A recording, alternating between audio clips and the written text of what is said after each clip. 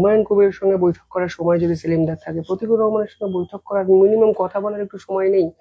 এবং আমি এটা আশা করব, প্রতিকূলতা যেহেতু রাজ্য কমিটির মেম্বার, তিনি রাজ্যের যে শীর্ষ নেতৃত্ব তাদেরকে জানিয়েছেন, চিঠি লিখেছেন, ফলে ওর যা অভাব অভিযোগ সেগুলোকে কনসার্নের সঙ্গে দেখা হবে, তার মধ্যেকার যা যা অসুবিধা, যা যা মেরিট, সেগুলোকে কথা বলে সর্ট আউট করে একটা কনফিউশনের জায়গায় নিয়ে যাওয়া হবে। মানে এটাকে আমরা ভিক্ষা বলতে পারি না, সেটা তো সঠিক, সেটা তো আমাদের পার্টির পজিশন।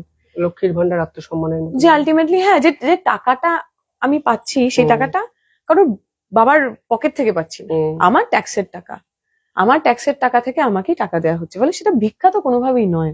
যে বিশ্বাস, সেটা তো এমনি এমনি হয়নি। প্রতিকূলতা অমুকের ছেলে, অমুকের মেয়ে, এইরকম ভাবে তো সে রাজনীতিতে আসেনি। তাকে লড়ে প্রতিদিন লড়াইয়ের মধ্যে দিয়ে নিজের ক্রেডিবিলিটি তৈরি করতে হয়েছে।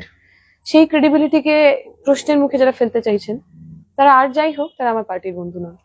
যে কোনো মানে ও যদি পার্টি ছেড়ে অন্য কোনো দলে নাও যায়, তবুও সেটা আমাদের জন্য ব্যক্তিগতভাবে খুব কষ্ট হবে। অন্য কোনো দলে গেলে তো অবশ্যই সেটা খুবই যন্ত্রণার হবে, কষ্ট হবে।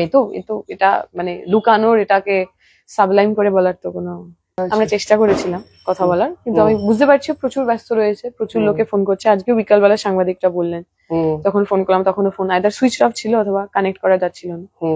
তো কথা হয়নি, এখনো অব্দি হয়নি।